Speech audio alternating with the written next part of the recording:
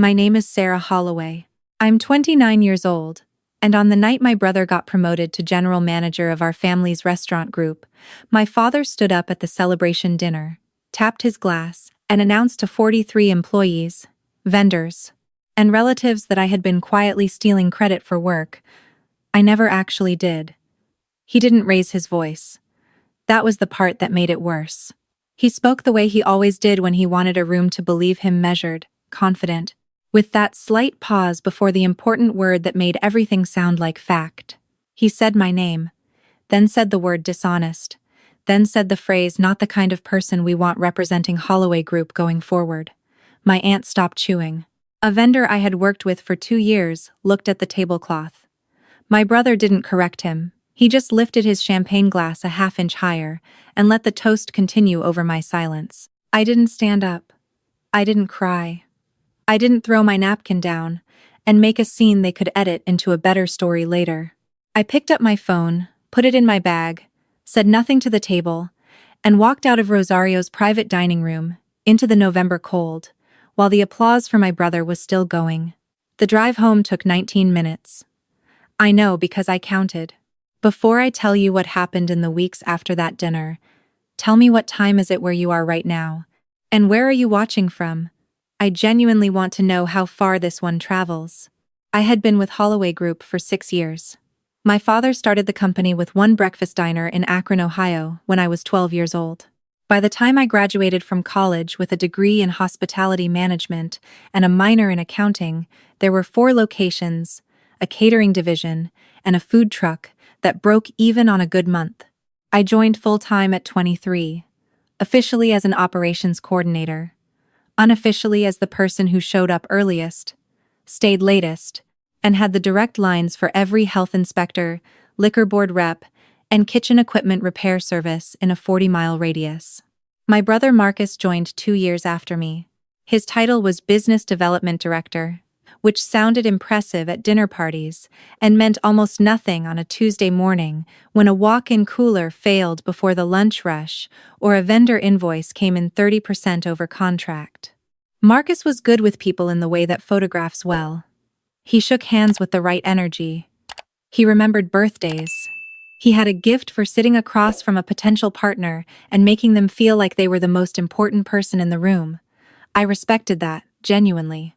The problem was that our father had decided Marcus's gift was the whole job, and everything underneath it, the systems, the compliance, the margins, the scheduling, the vendor negotiations was background noise that handled itself. It did not handle itself. I handled it. I had built the food safety audit system we used across all 4 locations after a near-miss inspection at the Westlake location 3 years ago. I had restructured the catering division's pricing model when it was bleeding money on every large event. I had personally negotiated a linen and smallwares contract that saved the company around $40,000 annually.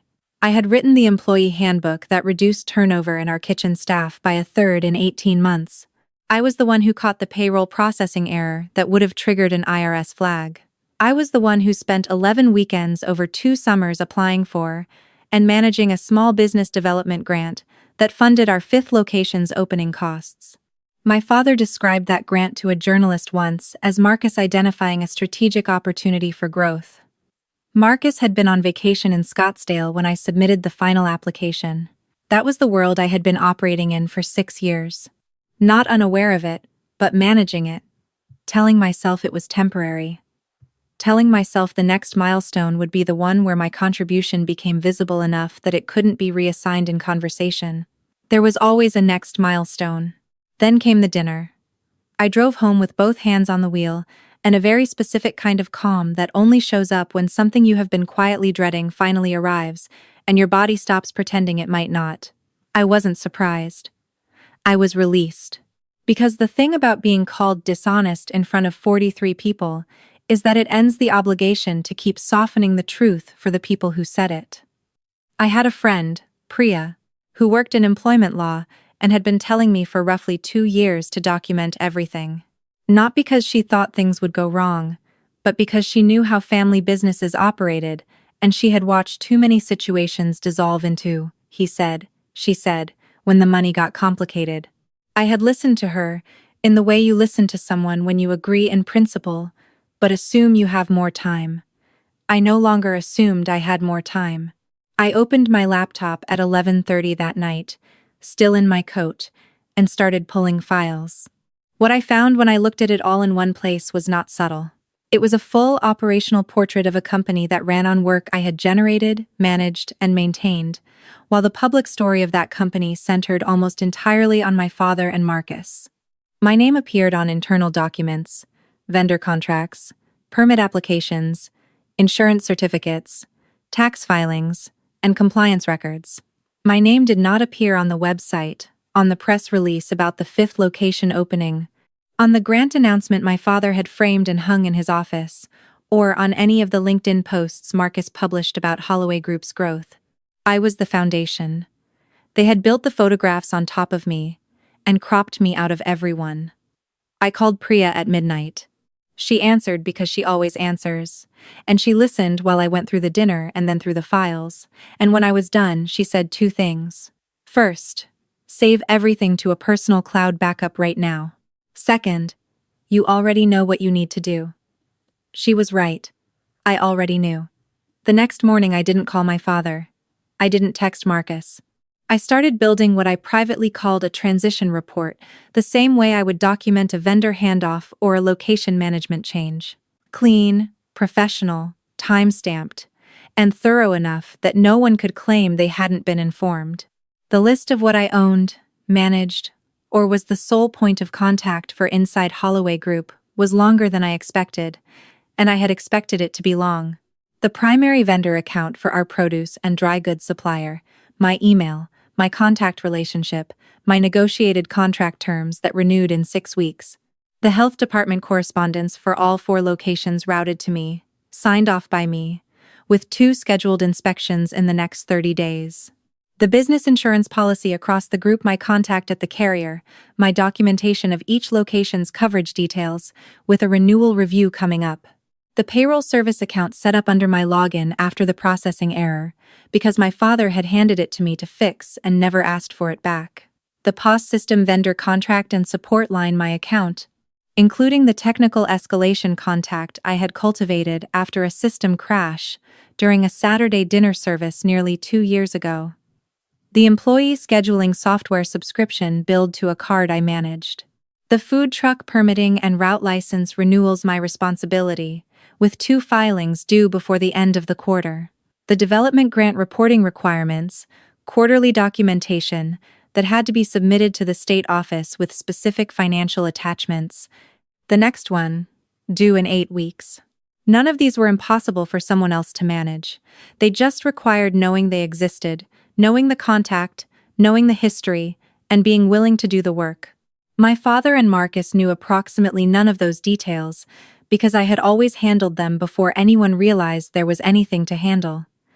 That afternoon, Marcus sent a text. Dad feels like last night got weird. You okay? I read it 3 times. I noticed he didn't say Dad feels bad. I noticed he didn't say what Dad said was wrong. I noticed the word weird, which is what people use when they want to acknowledge that something happened without agreeing that it mattered. I replied with 1 sentence. Which part did you think was weird?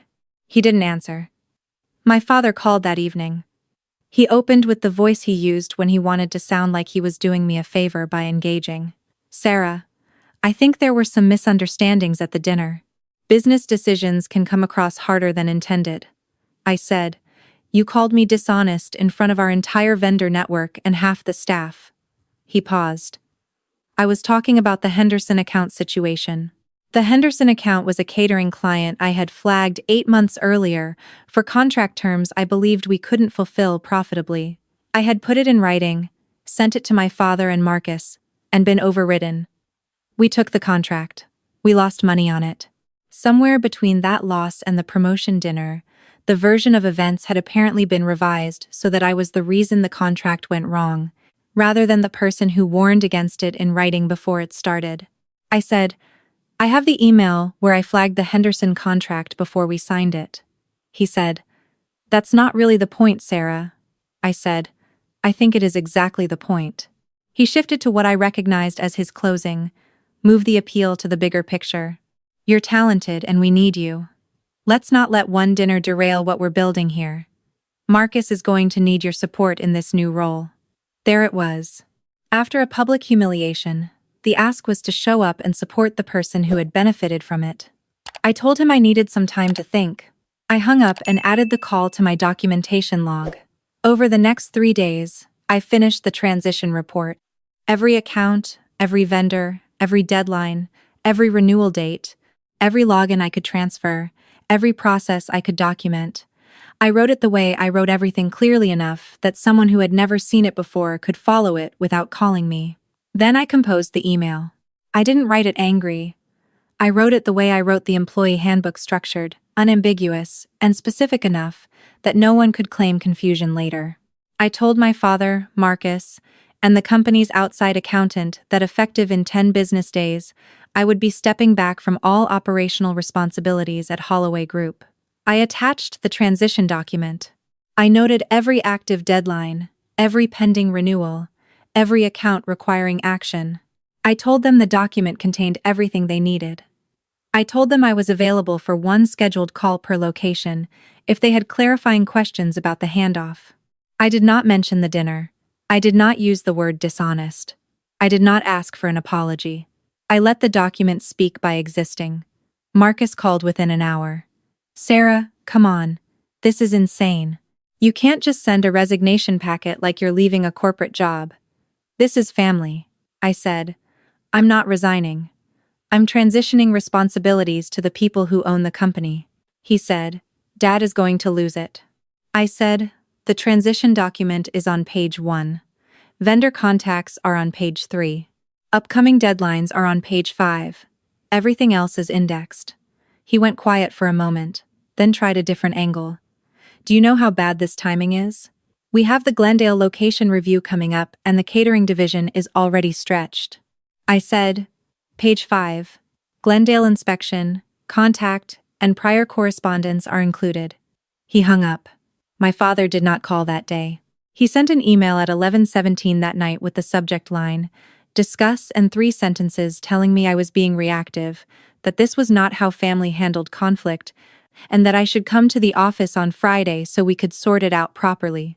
I replied confirming I had received his message and that the transition timeline remained as outlined. On day 4, my cousin Diane, who managed front of house at the Westlake location and was one of the few people in the family orbit I actually trusted, called to tell me that my father was telling the management team I was taking a personal leave of absence for health reasons. I thanked her. I asked her not to correct it on my behalf. Then I opened my documentation file and added a new section, "Current narrative being distributed."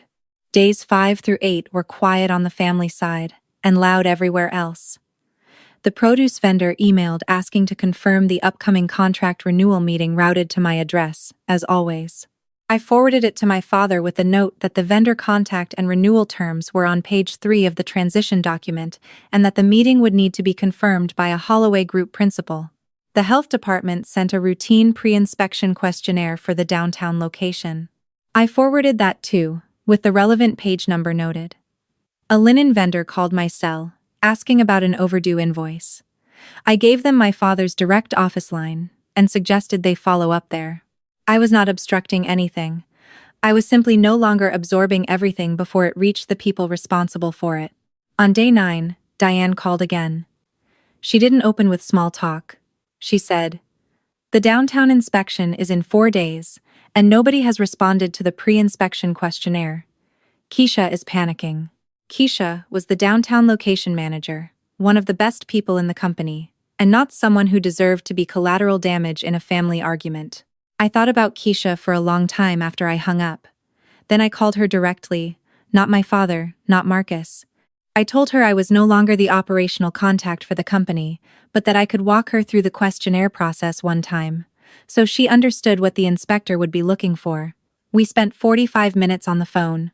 I told her exactly what documentation to pull, what the inspector historically focused on, what the 2 or 3 things were that our downtown location had been borderline on in prior years. I told her where the prior inspection correspondence was filed on the shared drive. I told her she was more than capable of handling it. She thanked me. She said, "I don't really understand what's happening with the family stuff, but I just want you to know this place runs better when you're visible." I wrote that down afterward. Not to use it, just to keep it. Day 10 arrived. I sent a final confirming message that the transition was complete and that I was no longer available in an operational capacity.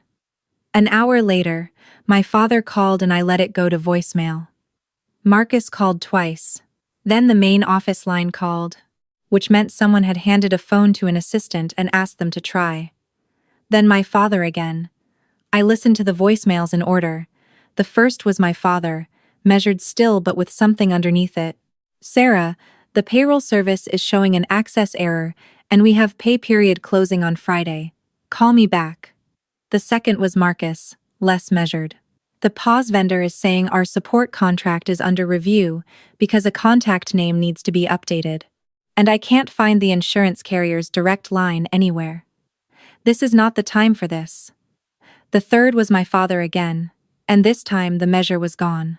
He said my name twice, then said the produce contract renewal meeting is tomorrow, and no one confirmed it. The vendor's account rep just called to say they're assuming we're not renewing if they don't hear back today.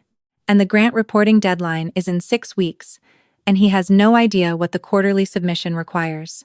I sat with the phone on the table in front of me and thought about the night of the promotion dinner. 43 people. My name, and then the word dishonest, and then not the kind of person we want representing Holloway Group. My brother's champagne glass going up a half-inch higher. Then I picked up the phone and called my father back. Not because the voicemail scared me, because I had decided in advance what I wanted from the conversation, and this was the moment to have it. He answered before the second ring. He started with logistics, the payroll, the vendor, the inspection, the contract. I let him go through all of it without interrupting. When he was done, I said 2 sentences. "I'm willing to discuss a path forward, but first, I need you to correct what you said at the dinner." Silence. I said, "You told 43 people I was dishonest. Some of them are vendors I have professional relationships with. Some of them are employees who report to me. You said it publicly, and you said it as fact. I need it corrected the same way." He said, "Sarah, that's not realistic. We can't just call everyone back together too." I said, "You can start with the management team, and then the vendor contacts. However you do it, it needs to happen before I return to any operational role." He said, "You're putting conditions on helping your own family." I said, "You put conditions on my belonging to it." In front of 43 witnesses. Another silence. Longer this time. Then, "Come to the Westlake location Saturday. The managers from all 4 locations will be there for the quarterly review. We'll talk." I said, "I'll be there." Then I called Priya and read her the whole exchange. She was quiet for a second, and then said, "You know they think Saturday is them regaining control of the story." I said, "I know, I'm bringing the files." Saturday at the Westlake location had the kind of surface warmth my family was good at producing: good coffee, the right lighting, a table set up like a working meeting rather than a tribunal. The 4 location managers were there, including Keisha, who had passed her inspection 2 days earlier. My father sat at the head of the table. Marcus was beside him with a notepad that I suspected was mostly for the appearance of competence. 2 senior vendors had also been invited, which I hadn't expected, but which told me my father had framed this as a business alignment meeting rather than a family conversation. He opened by thanking everyone for coming, said there had been some internal communication issues over the past few weeks, and that he wanted to use the morning to make sure the team was aligned going into Q1. Internal communication issues. That was the frame. Before he could continue, I set the folder on the table and spoke calmly. "I want to make sure we're starting from accurate information. At the Holloway Group celebration dinner 2 weeks ago, my father made a public statement that I had been dishonest in my work with this company. I'd like that statement corrected before we discuss anything else, because several people in this room were present that night, and the rest have likely heard about it."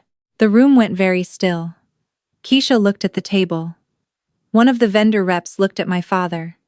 Marcus said, "Sarah, maybe we don't need to rehash." I opened the folder and placed the first document in the center of the table. This is the Henderson Catering contract correspondence. My written recommendation against signing it, dated 8 months before the dinner, addressed to my father and Marcus. The contract was signed anyway. The loss was later attributed to my decisions. I passed copies down both sides of the table. This is the State Business Development Grant application. 47 pages. My name on every section as lead preparer. The grant announcement in my father's office does not mention my involvement. More copies. This is the vendor contract summary for our produce and smallwares accounts. The negotiated savings over the past 3 years total approximately $42,000 annually. The contact on every document is my name and my direct line. I kept going. The insurance correspondence. The payroll restructuring memo. The food safety audit system documentation. The employee handbook, with my authorship in the footer of every page. The scheduling software contract. The food truck permit renewals. I did not raise my voice once. I spoke the way I would in a vendor review. Fact, document, date, outcome. When I finished, my father tried the frame he had used on the phone. Whatever the documentation shows, weaponizing operations against the company puts employees and livelihoods at risk. Keisha looked up then. She said, with the particular clarity of someone who had been quietly watching for a long time, with respect, the operations weren't weaponized. The inspection got done. The transition documents were thorough. The only thing that changed is that we all had to learn where things actually lived. One of the vendor reps, the one from the produce company, said, "For what it's worth, Sarah has been our primary contact for 4 years. When we didn't hear back on the renewal last week, we assumed something serious had happened." My father's expression didn't break. But something behind it did. Marcus tried one more angle. "You want us to admit you're indispensable. That's what this is about. You want everyone to know they can't run without you." I looked at him and said, "No, I want accuracy. There's a difference between being indispensable and being erased. I was never trying to be the face of this company. I was trying to do my job without having my name attached to the failures you caused and removed from the successes I built." Nobody spoke for a moment. Then my father said, quietly, "What do you want, Sarah?" The same thing I told him on the phone. A correction. Public, specific, and to the same audience that heard the original statement. Not an internal sorry, not a private conversation, a correction that travels as far as the damage did. My mother, who had been sitting at the far end of the table and said nothing for the entire meeting, spoke for the first time. She said, "Enough." Then she looked at my father and said something I had not heard her say to him in a business context in 6 years. "You went too far." The silence after that was different from the other silences. It was the kind that settles rather than vibrates. My father said, finally, that what I said at the dinner was not accurate. Sarah's contributions to this company have been substantial, and she has not acted dishonestly. He said it to the table. Marcus was staring at his notepad. I said, "Thank you." Then I closed the folder. We were not done, of course. My father pivoted almost immediately to logistics, the payroll access, the vendor renewal, the grant reporting. Marcus asked me to walk him through the quarterly submission requirements. The location managers had questions about the handoff documents. I answered the questions that were directed to me professionally and specifically. For each item that was documented in the transition report, I gave the page number rather than the answer. I had built the map. I was not going to carry them across the territory indefinitely. Before the meeting ended, I told them I was open to a defined consulting arrangement with a formal scope, timeline, and compensation. Not a return to the invisible role. Something with a contract, a title, and a line on the org chart that matched the work. My father said he would think about it. Marcus said he would need time to understand what that would look like. I said I understood and that my contact information hadn't changed. Then I thanked Keisha for the downtown inspection, shook hands with the vendor reps, said goodbye to my mother, and left. Priya was waiting in the parking lot, because I had asked her to be, and because she is the kind of person who shows up in parking lots when it matters. She handed me a coffee and said, "How did it go?" I said. He corrected it. In front of the managers and both vendors, she said, "Good. And the rest?" I said. I told them I'd consult. On contract. They have to decide if they want that. She nodded. Then she said, "You know what the difference is between you and them?" I said, "Tell me." She said, "When the thing you built almost fell apart, you made sure the right people could keep it standing. You handed Keisha the tools before the inspection. You gave them the document. You didn't let innocent people get hurt just to make a point. They would have let it fall and blamed you for the rubble." I thought about that for a long time afterward. The weeks that followed were not cinematic. There was no grand reconciliation scene, no tearful phone call where my father admitted everything. What there was smaller and in some ways more real. The produce vendor sent a thank you email when the renewal went through, addressed to my father but CC'd to me, which was their way of acknowledging they knew who had made it work. Keisha texted me after the inspection results came back clean and said simply, "Your system works." The state grant office confirmed receipt of the quarterly report my father submitted. I could see from the formatting that he had used the template I built, down to the section headers. Marcus sent me a voice memo, about 3 weeks after the meeting. He rambled for a while about how overwhelming the GM role was turning out to be, about not realizing how many moving parts there were, about the vendor relationships taking more maintenance than he expected. Near the end, he said, "I think I said some things at the dinner that I shouldn't have let go. I'm not good at this stuff, Sarah. I don't know how you kept track of all of it." I listened to it twice. I didn't respond right away. When I did, I kept it short. "I appreciate you saying that." My father sent a formal letter, actual paper, envelope, stamp about a month out, outlining a consulting proposal. The scope was defined. The rate was fair. The title was Operational Strategy Consultant, which appeared on an actual document with his signature. I sat with it for a week before I signed it. Not because I was uncertain, but because I wanted to be sure I was signing it because it was the right arrangement. Not because old habits were pulling me back toward the invisible role I had occupied for 6 years. The arrangement I signed was not the same as what I had before. It had boundaries, deliverables, a defined number of hours, and a clause I had prior review that made clear I was an outside consultant, not an employee, absorbing whatever wasn't being handled by anyone else.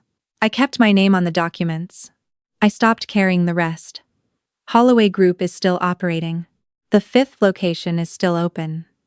They hired an operations manager for the first time in company history, a woman named Gretchen, who is systematic and thorough, and who asked to see my handoff documentation during her first week because she said it was the most organized onboarding resource she had encountered in 15 years of restaurant management. That felt like the most complete form of credit the situation could have offered. My name is on the company website now. In the consultant section, with an actual description of what I do, Diane still texts me. "Keisha and I have had coffee twice." My mother calls more than my father does, and more often than not she calls just to talk, which is something she hadn't done when I was embedded in the company because there had never been a reason to reach out when I was already there. I won't tell you the family is healed because that word implies a clean return to something that was healthy before and wasn't. What I will tell you is that the version of Sarah who drove home in November counting the minutes and understanding, finally, that she no longer had to absorb the cost of other people's comfort, that version is doing better than she has in 6 years. My father wanted to tell 43 people that I wasn't the kind of person worth keeping. He just picked the wrong person to say it about. He picked the one who had organized his permits and saved his contracts and rebuilt his audit system and knew exactly where every piece of operational infrastructure was buried. He picked the one who understood that you don't destroy a thing to prove it mattered. You simply stop holding it up and let gravity make the argument for you. 1 week after he called me dishonest in front of everyone, his payroll couldn't process and his vendors stopped waiting. Not because I burned it down, because I finally put it down. And sometimes that is the most complete form of truth there is.